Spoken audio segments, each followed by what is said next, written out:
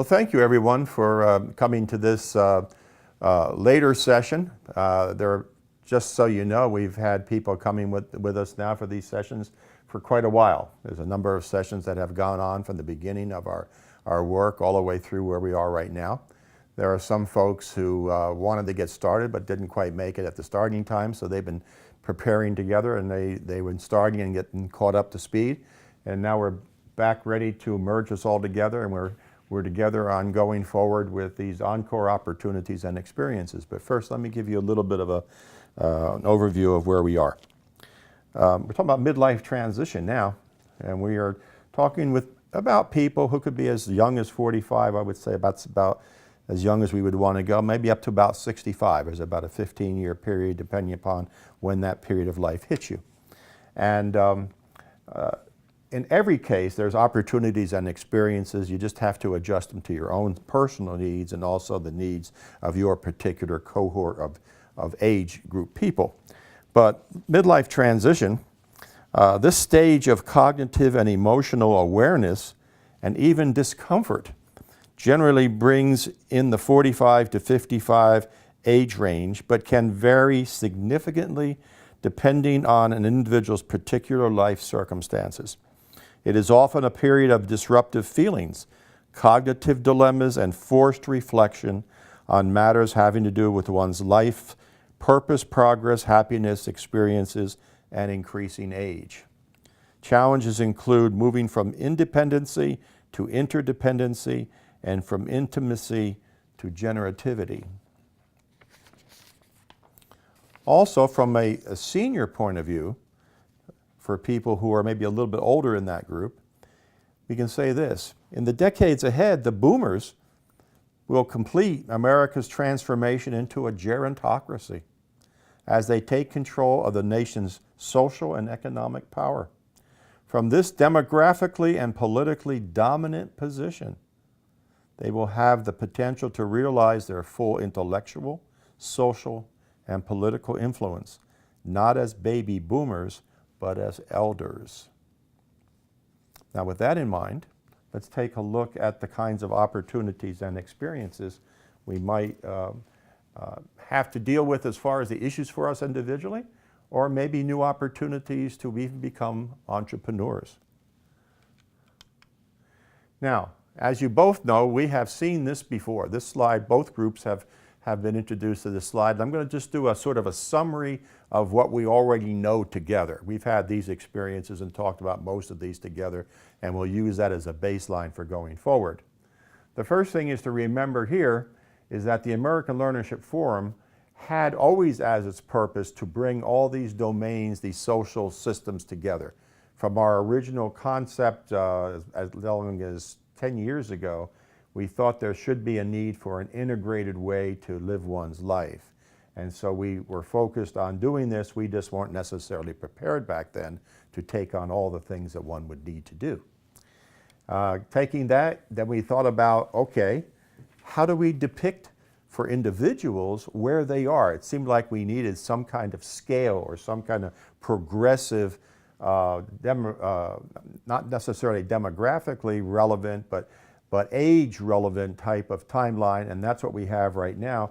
And the importance is that almost everybody that we're talking to, whether we're talking in the 30s and 40s, or we're actually looking down the road to the future, wherever we are, we know that there's a tendency for growth to level out somewhere around the midlife transition point. Some people have worked to make sure that this is fairly level and they can support it, and then they just live and enjoy their life and get the happiness they can while they have the time to do so. Other people, even early on, decide that they want to take control and they want to move more aggressively into higher levels of learning, knowing, leading, and activities that grow their capabilities because they desire maybe a higher level of self-fulfillment, high performance, the common good, or social enlightenment. So we know that already, that's about us. The question comes down to, is there a way to systematically think about all this? So what we created was this whole idea of a leadership or a learnership development process in which we focused on the center on 4 basic societal dimensions or domains. And we said if we took those 4 and we tried to articulate what would be the best condition or some surrogate words that somebody could change if they wanted to for themselves.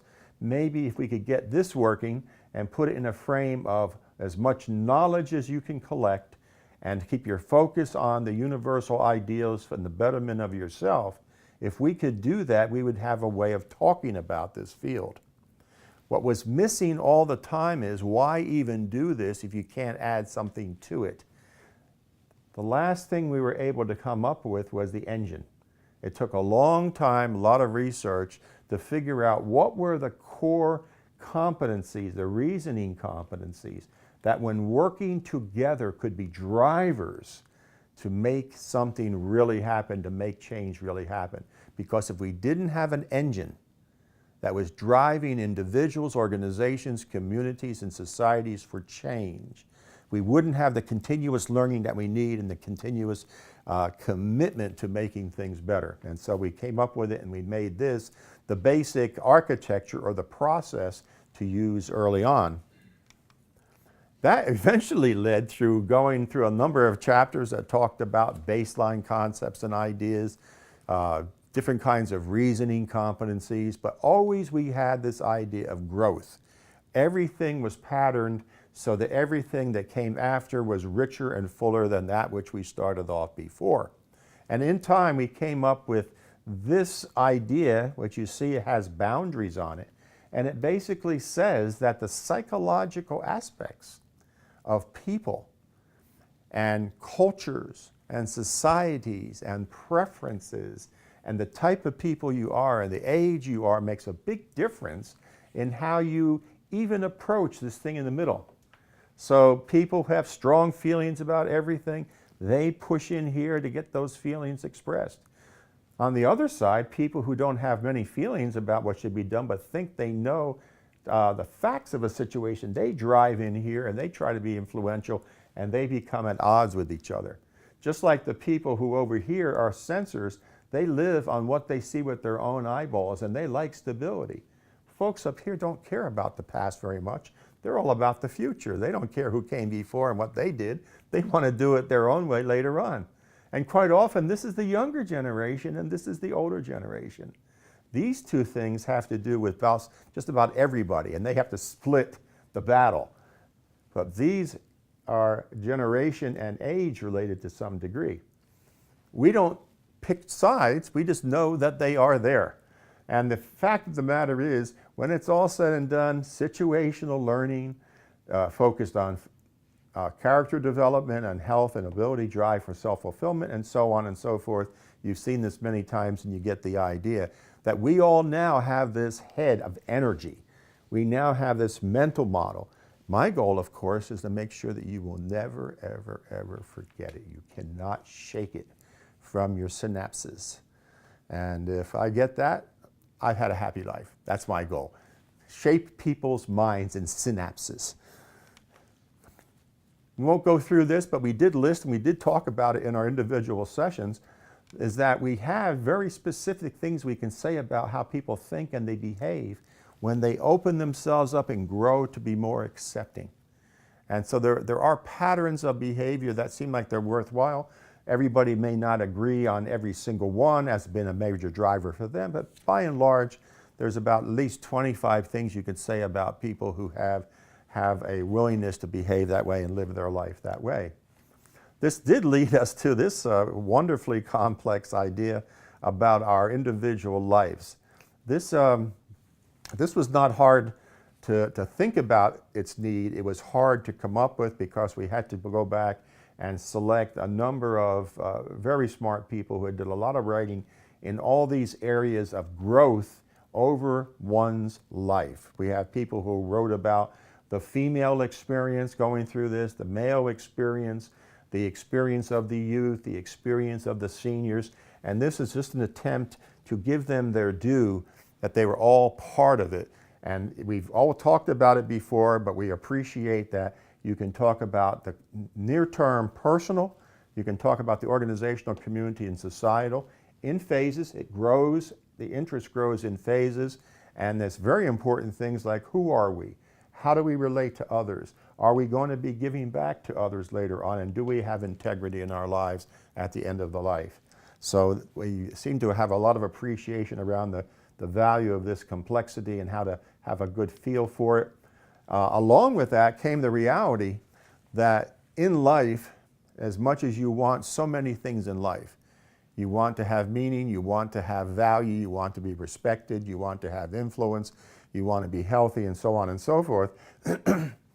In economies that are driven by money, which is just about every economy in the world, it does matter your ability to earn money based upon the fact that someone will pay you for a service or for buying a product or for providing a service.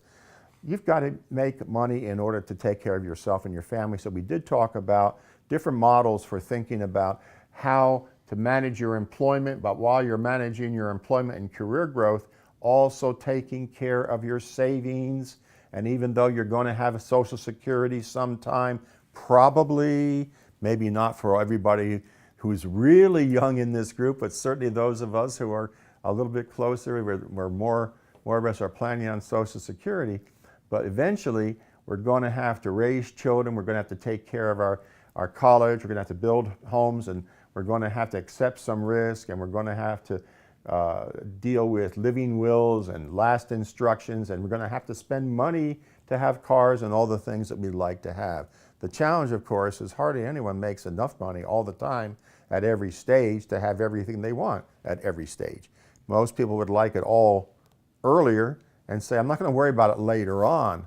But later on is really what matters when you are later on. So you have to be balanced in how you approach your financial affairs. Now that being said, the time has come for everybody who has come this far with us to realize it's all been up to you. What I've been describing to you has only come from my own research, my own study, my own living experiences, and I've lived long enough to live in all these phases so that for me, it's a matter of living by looking back at what happened and why it happened and try to collect some of the best practices. It has nothing to do with what you need to do for yourself. This is just one journey, and everybody has their own journey. But this is the time to be held accountable because your journey and where you go is now in your hands. And we're going to ask you, have you come closer to zeroing in? It won't always be the same. This changes over time. But do you have a set of aspirations and goals for yourself and also a financial plan that coming together will bring happiness to you? These are certainly 5 areas that you could work on, and anybody could figure out how they might do better now, build a bridge through project management of your own life. You'll be the project manager of your life to your own full conclusion. And so we leave it to you with this idea of your personal and career. You need to make those decisions. But we also know we're all going on. We're all going forward. So the question is, now that we know are going forward, we still have this to deal with. Because whether we are 35, 55, or 85, this chart still applies because we're just moving along this line, and wherever we are, we come back up and try to figure out what's relevant to us. So once again, the same chart that we've looked at many times is relevant to us. We've now gone through the whole methodology of doing an integrated think better, learn faster, know more, lead authentically, achieve our purpose style of accumulating the ability, the knowledge, the skills, and the concerns to be as good as we can be in an integral way.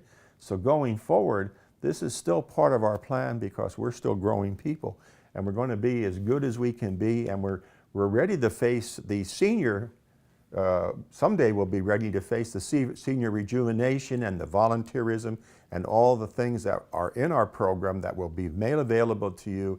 Everything's constantly evolving, and as that's made available, we will continue to share it to you and for you. And so I'm very happy that you planned to go through this with us, that you hung in there. We didn't lose too many people along the way, that you had the courage, the willingness to do this. We hope you have the motivation to continue to go forward. Where our business is to make people want to do better wherever they are. And it's not financially based, it's about a contribution to personhood and human growth and development. And so we've been happy to do these programs for you and with you and have your attention. So thank you very much for participating with us.